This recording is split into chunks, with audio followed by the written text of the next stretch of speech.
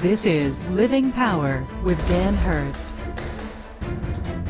Now, I want us to key in on a hidden message in all of this, and the clue is in verse 18. Verse 18 says, "The reason why the crowd went to meet him was that they heard he had done this sign." Now, what was the sign? Well, the sign was that Jesus had raised Lazarus from the dead. But, you know, the interesting thing about it is that that wasn't the first time Jesus had raised somebody from the dead, was it? No. He had raised other people from the dead. In fact, Mark chapter 5 tells the story of the ruler of one of the synagogues, one of the priests, the main priests of one of the synagogues, whose daughter was very, very sick, had come to him and asked him to come and heal his daughter. And we pick up in Mark chapter 5, beginning with verse 20.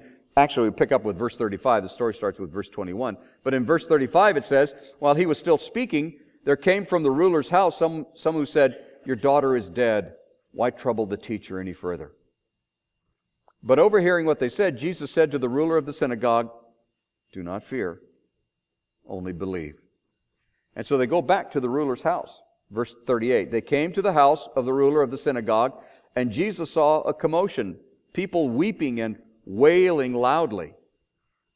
And Jesus goes into the house, and he says, 'You don't need to be upset. You don't need to grieve. You know, she's going to be okay.' And they start laughing at Jesus. And Jesus sends some of them out, and he goes into her room, and we pick up verse 41. "Taking her by the hand, he said to her, 'Talitha koumi.'" Talitha means little girl, and koumi means stand up. And the Bible says it means little girl, I say to you, arise. But the literal words mean little girl, stand up. "And immediately the girl got up and began walking, for she was 12 years old, or 12 years of age, and they were immediately overcome with amazement." So Jesus had raised other people from the dead. In fact, there's another story where Jesus is walking with his disciples, and there's a crowd following him. It's in Luke chapter 7, picking up with verse 11. "Soon afterward he went to a town called Nain, and his disciples and a great crowd went with him.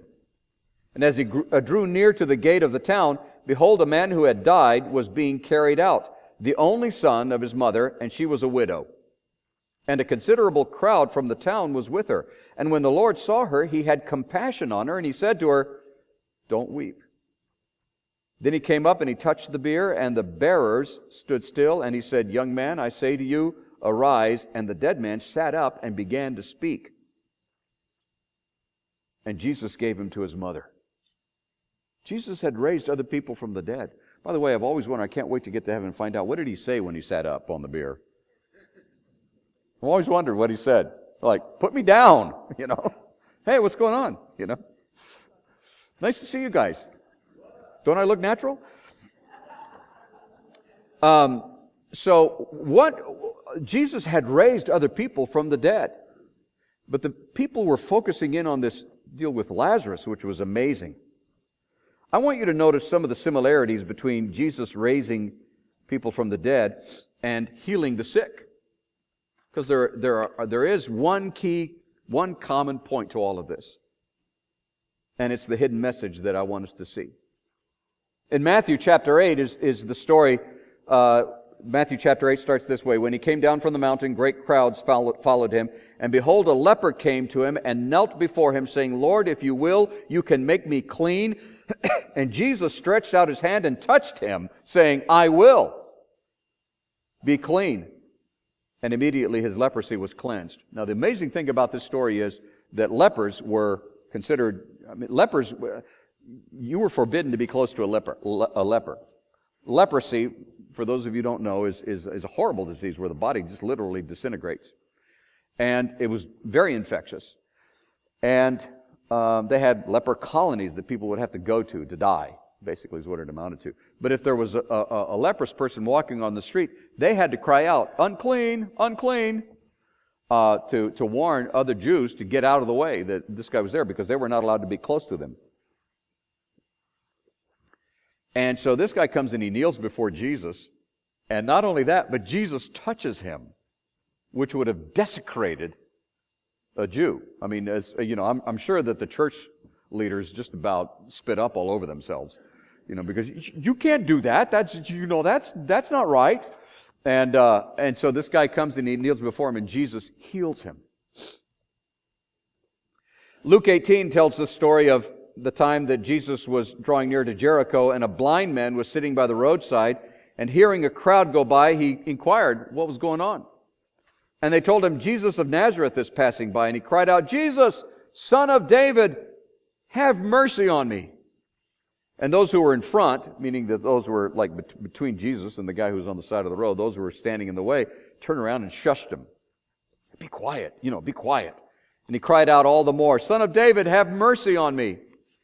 And Jesus stopped. This is one of my favorite stories in the Bible, by the way. And Jesus stopped and commanded him to be brought to him. So remember, he's blind, so I don't know how many people went and got him. One or two people went over and, helped him up and, kind of led him over to where Jesus was. And Jesus asks him, but this is the greatest question in the world. So, what can I do for you?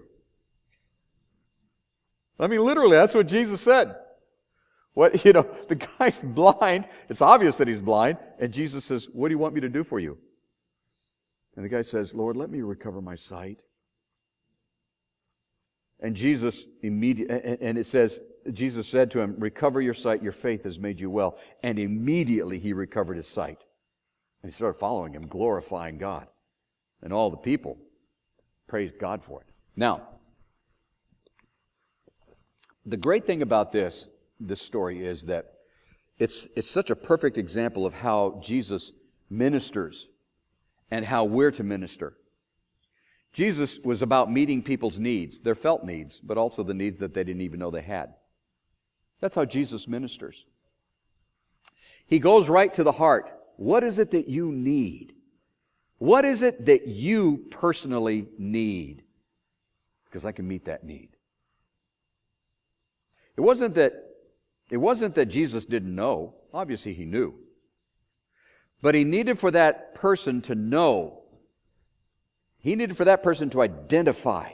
What is it that you need? And then watch what God does. Get in on what God is doing. It's the same way we're supposed to minister today.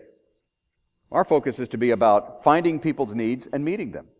I mean, that's what God is up to. And so when Jesus spoke to this man, he gave us a great example of how we're to minister in the world today. And it's all about focusing on people's needs, letting them tell us what their needs are, and then meeting their needs. I'm always amazed at the churches who have this idea that they can tell people what they need. They come into a community, into a neighborhood or something, and then they start pretending that they know what the people need, and they start doing what they think the people need. And all it does is people just go, that's not what I need, and they don't show up, and we wonder then why people don't show up in church. We need to find out what it is that people need and then seek to meet those needs. That's really what ministry is all about. Now, I say all of that because all of those stories, the point in all of those stories is that they give us a clue to this hidden message in the triumphal entry.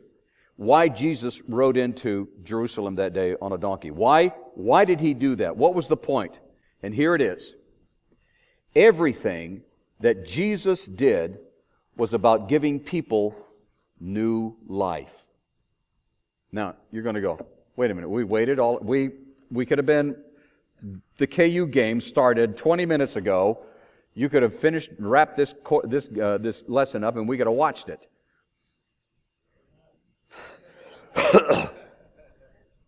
But there's more to it, and I want you to understand it. I want you to understand how the application of all of this. Everything that Jesus did, and if you want to understand what Jesus was doing, and you want to understand what God is up to today, everything centers on this one simple, magnificent, powerful truth. Everything that Jesus did was about giving people a new life.